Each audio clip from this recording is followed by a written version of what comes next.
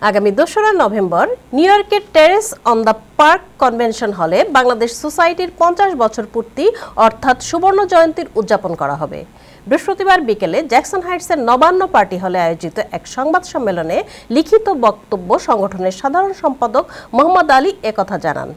সংবাদ সম্মেলনে সুবর্ণ জয়ন্তী উদযাপনের জন্য বিভিন্ন কর্মসূচি ঘোষণা করা হয়, যার মধ্যে রয়েছে সাবেক কর্মকর্তাদের সংবর্ধনা ও স্মৃতিচারণ অনুষ্ঠান, যুক্তরাষ্ট্রে বসবাসরত বীর মুক্তিযোদ্ধাদের সম্মাননা, বিশেষ আলোচনা সভা, ইতিহাস ও ঐতিহ্য প্রদর্শনী, প্রবাসে বেড়ে ওঠা নতুন প্রজন্মের ছেলে মেয়েদের বিশেষ পরিবেশনা ও সম্মাননা প্রদান, প্রবাস ও কমিউনিটিতে অবদান রাখা বিভিন্ন শ্রেণী পেশার বিশিষ্ট ব্যক্তিদের বিশেষ সম্মাননা প্রদান, সাংস্কৃতিক অনুষ্ঠান প্রভৃতি। এছাড়াও স্মরণসভা ও দোয়া মাহফিল, রক্তদান কর্মসূচি প্রভৃতিও থাকবে।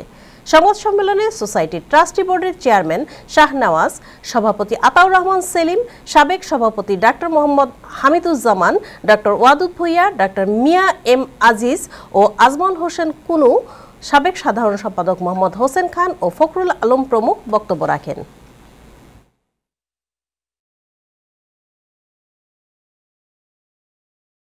প্রথমে ধন্যবাদ জানাচ্ছি আমার প্রিয় সাংবাদিক ভাইদের কাছে।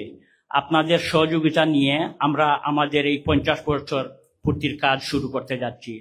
বাংলাদেশ সোসাইটি ১৯৭৫ সনে জন্ম নিয়েছিলেন। যারা এই সোসাইটিকে জন্ম দিয়েছিলেন অনেক আকাঙ্ক্ষা এবং অনেক প্রতিশ্রুতি নিয়ে এবং অনেক কিছু করার উদ্দেশ্য নিয়ে, যারা আমার মাঝে নেই তার ডাক্তার মাস্টার কামনা করছি। চলে গেছি এবং আমরা ইনিশিয়ালি খুশি হয়তো ওই দিনে উইক আমরা এটা থেকে একটা কন্ট্রাক্টে যেতে পারছি।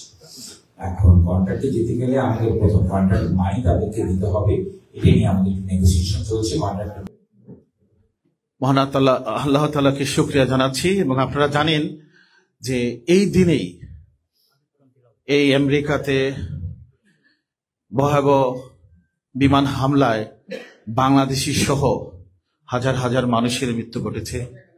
আমরা তাদের রুহের মাগফিরাত কামনা করার জন্য, দোয়া করার জন্য আমি অনুরোধ করব।